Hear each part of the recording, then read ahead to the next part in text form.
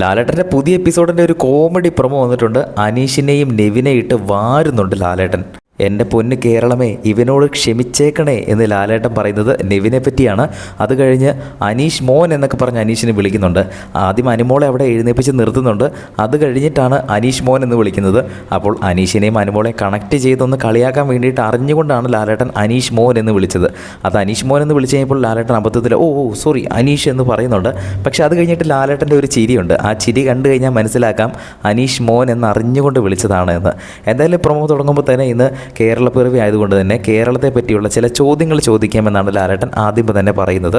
നെവിൻ്റെ അടുത്ത് കുറേ ചോദ്യങ്ങൾ ചോദിക്കുന്നു. നെവിൻ അത് വളരെ തമാശപൂർവ്വം ഉത്തരം പറയുന്നു. അത് കേട്ടിട്ട് കുറേ പേര് ചിരിക്കുന്നുണ്ട്. അത് കഴിഞ്ഞിട്ടാണ് കേരളത്തിലെ ആദ്യത്തെ നോവൽ ഏതാണെന്ന് ലാലേട്ടൻ ചോദിക്കുന്നത്.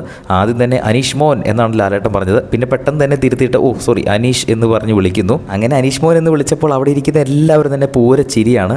അപ്പോൾ അനീഷ് ഒരു മറുപടി പറയുന്നു അതിന് ഉത്തരവായിട്ട്.